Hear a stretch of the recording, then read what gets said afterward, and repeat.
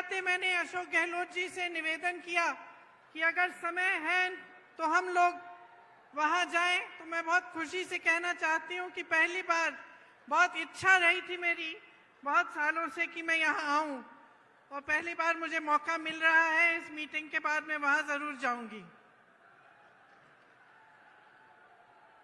दौसा ने देश को पंडित नवल किशोर शर्मा जी और राजेश पायलट जी जैसे नेता दिए। आज इस धरती पर खड़े होकर उनको नमन करती हूं।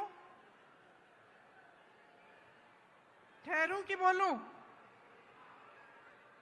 बोलती रहूं? रुक जाती।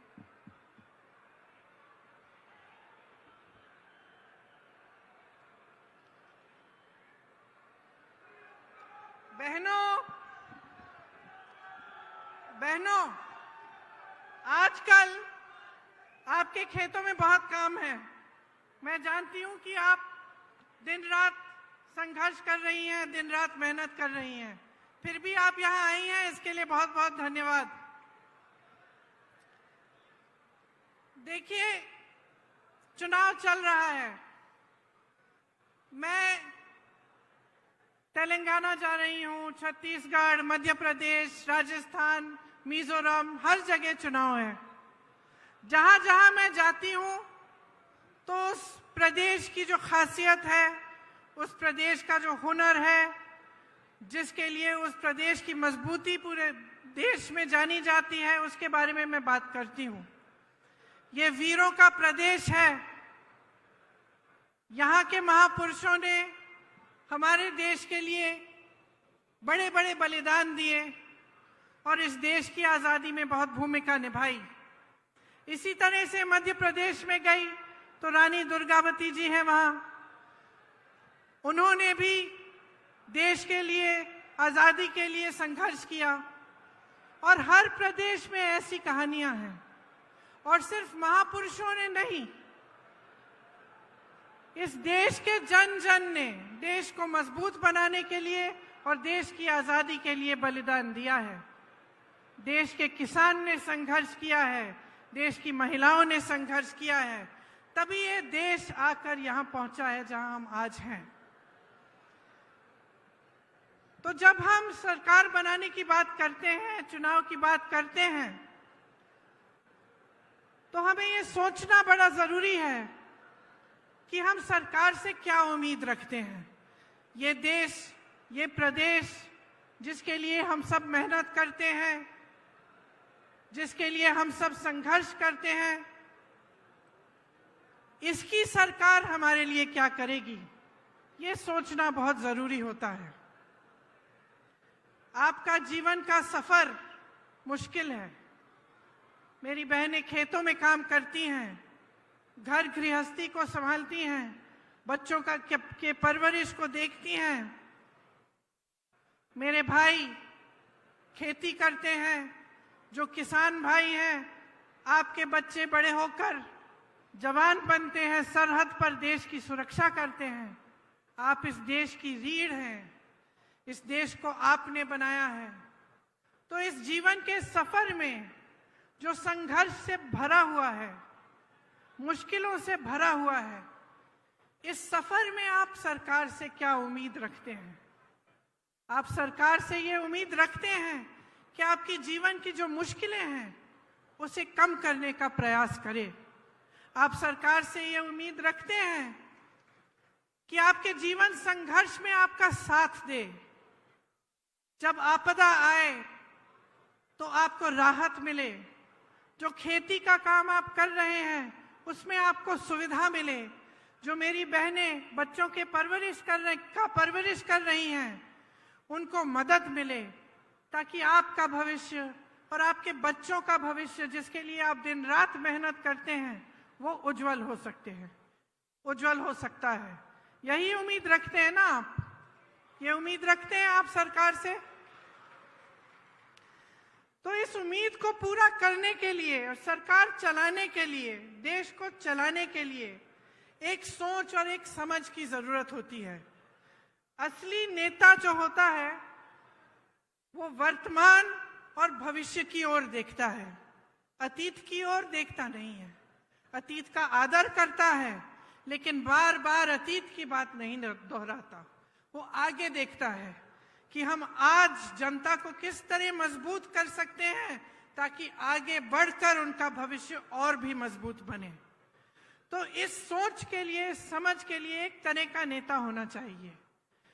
जैसे आपने देखा, आपके प्रदेश में कांग्रेस की सरकार है। अब जो सरकार है उसने पूरी तरह से आपका जो ये जीवन सफर है इसमें आपकी मदद करने का प्रयास किया है। और अगर आप पिछले 5 सालों का आप सफर देखें तो आप ये जरूर कह पाएंगे कि राजस्थान की जो कांग्रेस सरकार रही है उसने आपके जीवन सफर को मजबूती दी है और उसको आसान करने की कोशिश की है। जो नेता सचमुच चाहते हैं कि प्रदेश आगे बढ़े, देश आगे बढ़े, वो सिर्फ अपना मान सम्मान और अपने घमंड को नहीं देखते, वो जनता को देखते हैं कि जनता के लिए क्या अच्छा है। बड़ी बड़ी इमारतें बनाना, 20,000 करोड़ का नया संसद बनाना, 27,000 करोड़ के कॉन्फ्रेंस हॉल बनाने, 16,000 करोड़ के हवाई जहाज खरीदने अपने लिए, ये एक तरह के नेता करते हैं। भाजपा के आज नेता जो हैं वो सबसे पहले अपने अहंकार को, अपने मान सम्मान को बढ़ाने के लिए अपने लिए काम कर रहे हैं और अपने उद्योगपति मित्रों के लिए काम कर रहे हैं। आप सोचिए, जब देश के प्रधानमंत्री 8-8 हजार करोड़ के हवाई जहाज खरीद रहे हैं और वही प्रधानमंत्री कहते हैं कि किसानों का कर्ज माफ करने के लिए पैसे नहीं है, 27,000 करोड़ की इमारतें बनी जा रही हैं, वही कहते हैं कि ओपीएस पेंशन के पैसे नहीं हैं, अपने बड़े बड़े उद्योगपति मित्रों को देश की सारी संपत्ति दे चुके हैं। तो आप सोचिए, आपने भरोसा करके दिया, सत्ता दी, आपने खड़ा किया, आपकी उम्मीद थी कि आपके जीवन सफर में वो आपकी मदद करेंगे, आपकी उम्मीद थी कि जो देश की संपत्ति है उसकी हिफाजत करेंगे। लेकिन क्या हुआ? देश की सारी संपत्ति अपने बड़े बड़े उद्योगपति मित्रों को दे दी। जो 6,000 करोड़ की कंपनियां थी, लाखों की कंपनियां थी, उनको कम दाम में बेच दिया। जहां से आपको रोजगार मिल सकता था वो अपने बड़े बड़े उद्योगपति मित्रों को बेचकर प्राइवेट कर दिया। जहां आरक्षण मिलता था वो भी नहीं मिलेगा। तो आपने उम्मीद की, लेकिन आपकी उम्मीद को तोड़ा गया। आज ये नौबत आ गई है कि प्रदेश की सरकार महंगाई के राहत कैंप लगा रही है, क्योंकि देश की जो सरकार है, केंद्र की जो सरकार है, उसने इतनी महंगाई बढ़ा दी है कि आप गुजारा नहीं कर पा रहे हैं। तो ये जो नजरिया है इन नेताओं का, जो भाजपा का नजरिया है, उसको आपको समझना पड़ेगा। क्योंकि जब जब चुनाव आता है तो धर्म और जाति की बात करते हैं। धर्म और जाति की ऐसी बात होती है जो आपके दिल में, आपके जज्बातों से जुड़ी होती है। धर्म की सुरक्षा, धर्म को आगे बढ़ाने की बात, इसे कोई हिंदुस्तानी नहीं नकार सकता। ये ऐसी चीज है जिससे हम सबके जज्बात जुड़े हुए हैं। लेकिन आपको ध्यान से समझना पड़ेगा कि ये चुनाव के समय क्यों उठ रही हैं ये बातें। चुनाव के समय ये बातें क्यों करते हैं और चुनाव के समय आपके विकास की बातें क्यों नहीं की जा रही हैं। चुनाव के समय आपको ये क्यों नहीं बताया जा रहा है कि ये जो ओपीएस पेंशन के पैसे हैं ये आपको क्यों नहीं दे सकते। जब तमाम कांग्रेस की सरकारें प्रदेश के बाद प्रदेश में ओपीएस दे रही हैं तो इनको कौन सी दिक्कत हो रही है, ये सवाल आपको पूछने पड़ेंगे। और आपको अच्छी तरह से समझना पड़ेगा कि ये जो दो तरह की राजनीति है जो आज देश में चल रही हैं, इनमें से आपको कौन सी चुननी है। आपको एक ऐसी राजनीति चुननी है जो सिर्फ आपकी जज्बातों की बात करती है चुनाव के समय, लेकिन आपके काम की बात नहीं कर रही है। या आपको एक ऐसी राजनीति चुननी है जो सुबह से शाम तक आपकी काम की बात करे, जो आपके जीवन की मुश्किलों को दूर करने की बात करे। देखिए, अगर जनता का कल्याण होना है तो ऐसी राजनीति से होगा जो सेवा भाव, करुणा भाव और जनता को सर्वोपरि रखने की राजनीति हो। लालच, महत्वाकांक्षा, अहंकार की राजनीति आपको आगे नहीं बढ़ाएगी। इसीलिए जब हमारे प्रधानमंत्री जी यहाँ आकर दुनिया भर की बातें करते हैं, बहुत नकारात्मक बातें भी करते हैं, तो हमें सोचना चाहिए कि ये हमारे लिए सकारात्मक बात क्यों नहीं कर रहे हैं। आपने तो देखा ही होगा, मैंने टीवी पे देखा, पता नहीं सच है कि नहीं, देवनारायण जी के मंदिर में शायद गए थे कुछ समय पहले और एक लिफाफा डाला है। अब मैंने टीवी पे देखा कि 6 महीनों बाद वो प्रधानमंत्री जी द्वारा डाला गया लिफाफा खोला जा रहा है। जनता सोच रही है कि भगवान जाने क्या होगा इस लिफाफे में। देश के इतने बड़े नेता प्रधानमंत्री जी आए थे, वो लिफाफा डाल के गए हैं। लिफाफा खोला, 21 रुपए निकले।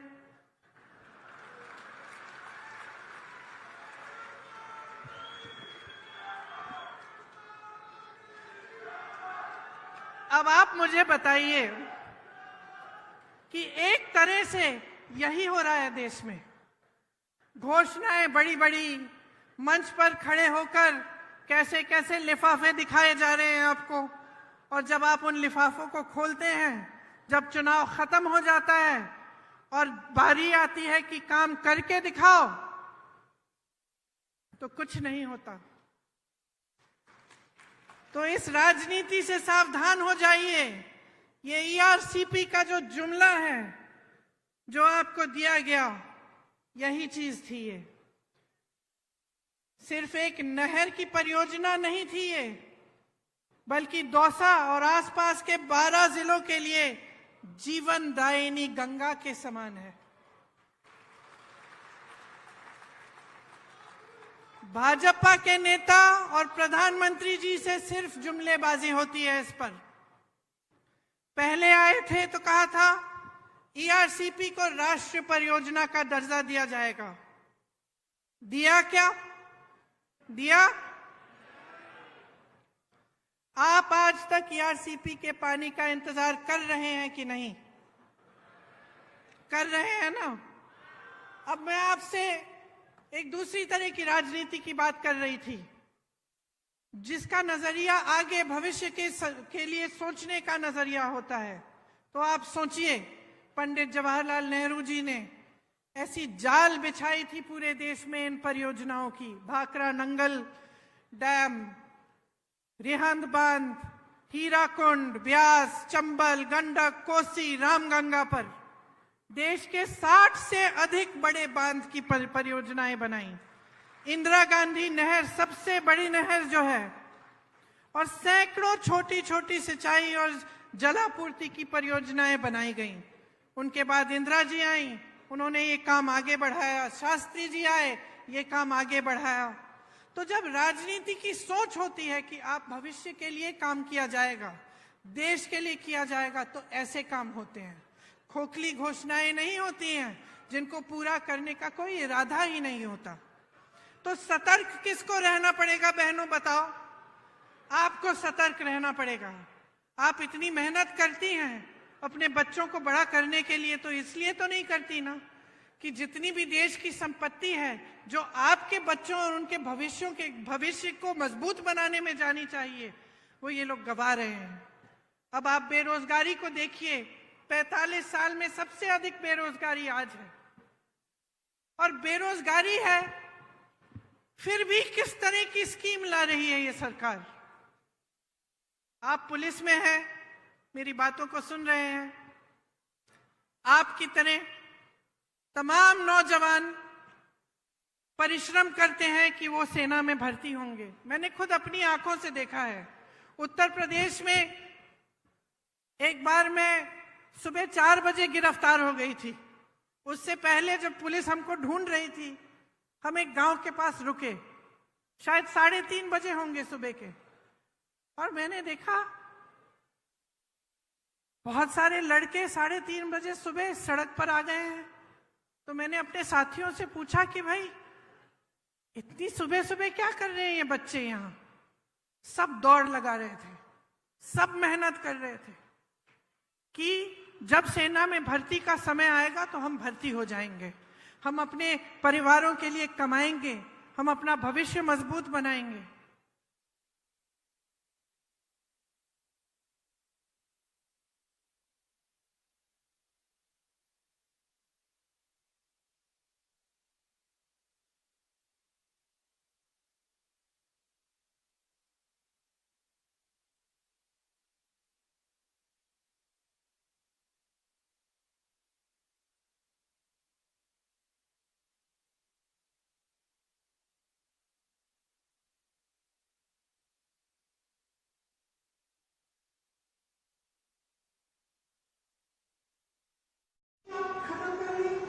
इस तरह की स्कीम लाएगी तो सरकार, जहां जहां आज मैं जाती हूँ, नौजवान कहते हैं कि हमें जाना ही नहीं है, हम तो कोशिश भी नहीं करेंगे। इस बार इस साल शायद सबसे कम एप्लीकेशन गए होंगे, क्योंकि कोई मेहनत नहीं करना चाहता इतना कि 4 सालों में आपको घर जाके वापस गाँव आना पड़ेगा।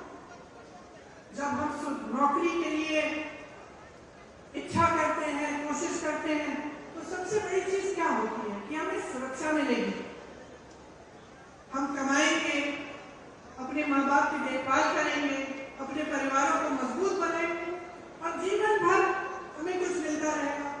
तो इसी तरह से पेंशन की बात है, जब सरकारी नौकरी के लिए जाते हैं लोग, तो एक बड़ी चीज होती है कि पेंशन मिलेगा, कि नौकरी 20 साल की नौकरी कर रिटायर होंगे तो कोई तो होगा हमें पूछने वाला, सरकार से हमें कुछ मिलता रहेगा।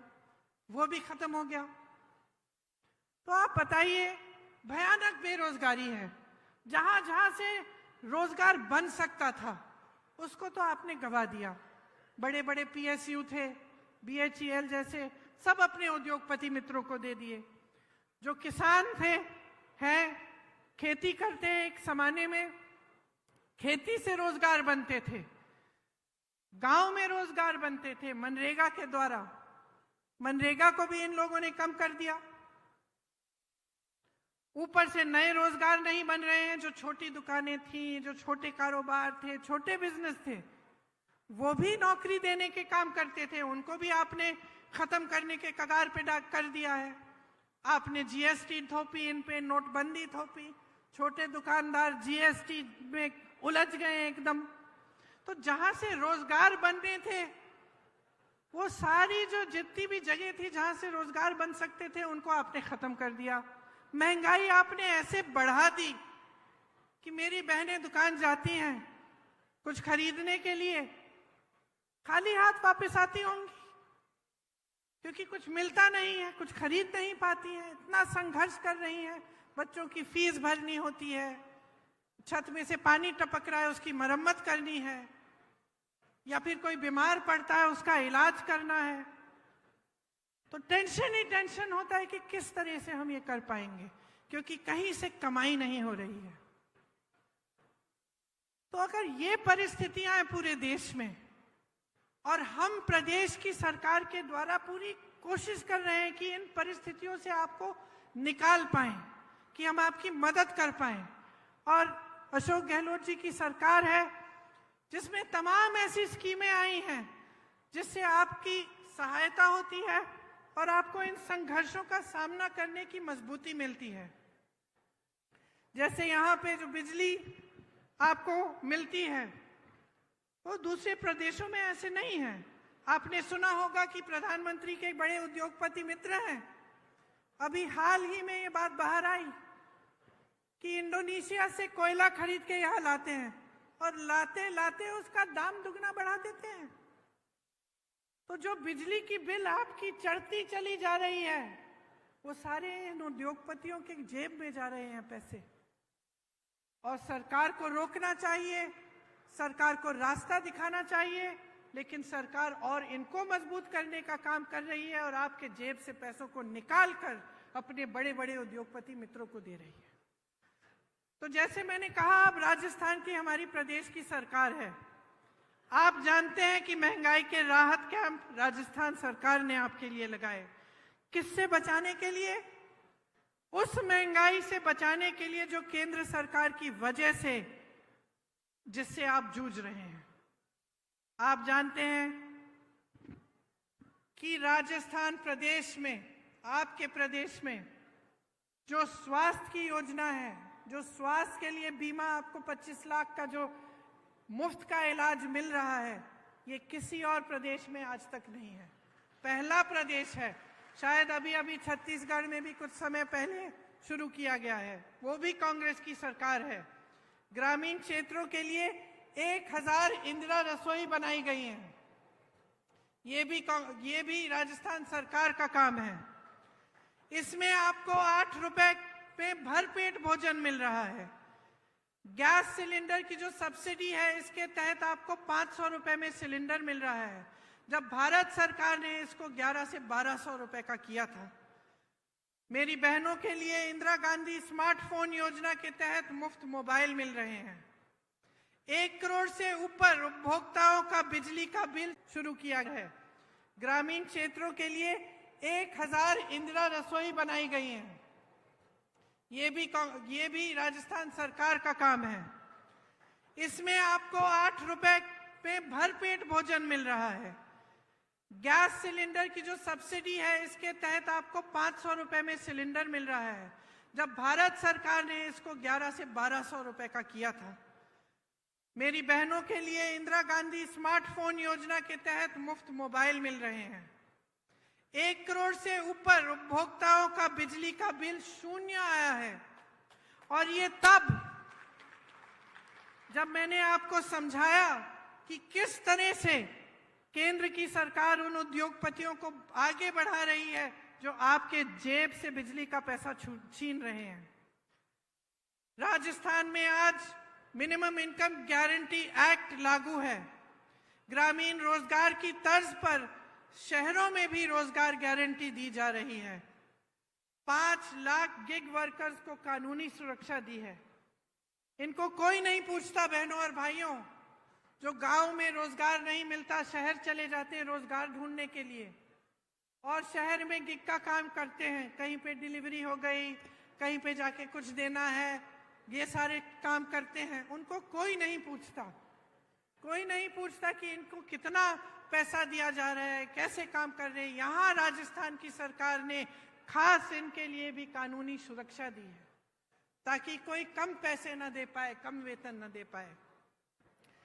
309 नए कॉलेज बने हैं। मैं कल परसों तेलंगाना में थी। एक सरकारी यूनिवर्सिटी नहीं बनी वहां 5 सालों में। यहाँ 309 नए कॉलेज, 9 नई सरकारी यूनिवर्सिटी खोली गई हैं। क्यों? क्योंकि यहाँ कांग्रेस की सरकार है। जहां दूसरी सरकारें हैं, आपको मालूम है उस प्रदेश में क्या हो रहा है। एक भी सरकारी यूनिवर्सिटी नहीं खोली है, लेकिन प्राइवेट यूनिवर्सिटियां खूब खोली हैं, ताकि जनता को फीस की मार पड़े और उनको मजबूरन प्राइवेट में जाना पड़े। हर जिले में यहाँ पर अस्पताल और नर्सिंग होम खोले गए हैं। सरकारी नौकरियों में ठेका की प्रथा खत्म हो गई है। 21 लाख किसानों को 14,000 करोड़ कर्ज माफ किए, और अन्नपूर्णा फूड पैकेट के माध्यम से आपको गेहूं, दाल, चीनी, तेल, नमक और मसाले मिलते हैं। लेकिन बहनों और भाइयों, ये सब काम भाजपा को पच नहीं रहे हैं, क्योंकि जब हम अपने प्रदेशों में, जहां कांग्रेस की सरकार है, इस तरह का काम करके दिखाते हैं, तब उन पर मजबूरी होती है कि वो भी अपने प्रदेशों में करें और वो भी ऐसी घोषणाएं करें, और वो ऐसा नहीं करना चाहते। उनकी सारी सरकारें सिर्फ बड़े उद्योगपतियों के लिए चलती हैं। उनमें गरीबों के लिए, मिडिल क्लास के लिए कोई सोच ही नहीं है। उनसे पूछिए, प्रधानमंत्री जी जब यहां आते हैं उनसे पूछिए, वो ये कहते हैं कि आप मेरे नाम पर, मोदी जी के नाम पर आप वोट डालिए। पूछिए, क्या प्रधानमंत्री पद छोड़कर यहां आकर मुख्यमंत्री बनने वाले हैं? क्या उनको अपनी पूरी पार्टी में कोई चेहरा नहीं मिल रहा? पूछिए ना उनसे।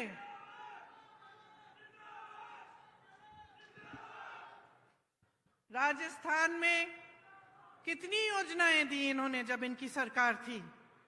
ईआरसीपी का जो वादा किया वो क्यों पूरा नहीं किया है अभी तक? बहनों और भाइयों, मसला साफ है। मोदी जी का ध्यान, भाजपा का ध्यान आपकी भलाई पे नहीं है। किस तरह से सत्ता में रहना है, किस तरह से अपने आप को मजबूत करना है, यही है उनका एकमात्र लक्ष्य और इसी पर उनका ध्यान है। इनकी नीति बन गई है, आप पिछले 10 सालों में देखिए, नीति बन गई है गरीबों से खींचना और बड़े बड़े उद्योगपतियों को सींचना। सोच लीजिए मेरी बहनों और भाइयों, भाजपा की सरकार यहां वापस आएगी तो पुरानी पेंशन खत्म। भाजपा की सरकार वापस आएगी तो सोचिए गैस सिलेंडर का क्या होगा। सोचिए कि आपको जितनी भी राहत मिल रही है उसका क्या होगा। सोचिए क्या आपका मुफ्त में 25 लाख का इलाज हो पाएगा कि नहीं, क्योंकि आपने अनुभव किया है। मैं नहीं कहती हूं कि मेरे कहने पर वोट दीजिए, अपने अनुभव पर दीजिए। आप खुद देखिए कि इस सरकार ने आपके लिए क्या किया। भाजपा आपके बारे में नहीं सोच रही है, वहां स्वार्थ हावी है। सब नेता खुद को मुख्यमंत्री घोषित कर रहे हैं।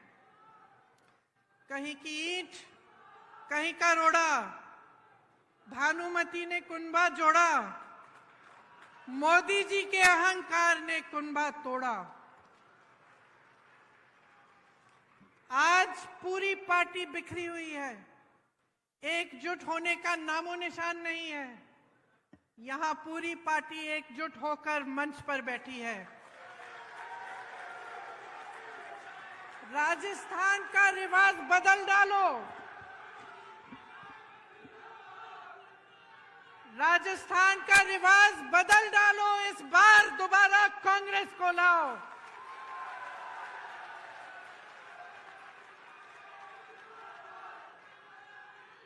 इस बार आंखें खोलकर अपना वोट दो कि आपके लिए कितना काम किया है, आपके लिए कितना संघर्ष किया है, आपके लिए कितनी योजनाएं लाए हैं और आपके जीवन में तरक्की लाने के लिए जो सरकार दिन रात काम करेगी उस सरकार को अपना वोट दो।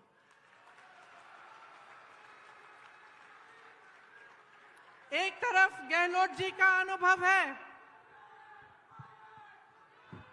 आपके लिए दिन रात एक करने की इच्छा, आपके लिए ऐसी योजनाएं लाने का प्रयास जिससे आपका जीवन सफर सुनहरा हो। दूसरी तरफ सचिन पायलट जी जैसे युवा नेता जो आपके भविष्य की तरफ देखते हुए आपके लिए हर रोज मेहनत करते हैं। ये कांग्रेस पार्टी आपके लिए समर्पित है। ये चाहती है कि राजस्थान मजबूत बने। हम चाहते हैं कि राजस्थान का विकास हो। हम चाहते हैं कि राजस्थान में फिर से 5 सालों के लिए एक ऐसी सरकार बने जो आपकी सरकार हो।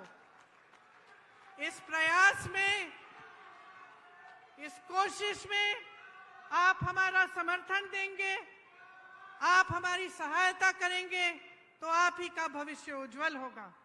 इसलिए आज यहां खड़े होकर मैं आपको धन्यवाद देना चाहती हूं। कि आपने बहुत ध्यान को सुना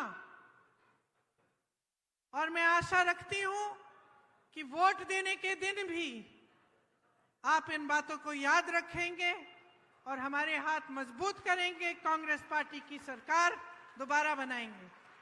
जय हिंद, जय हिंद, जय हिंद।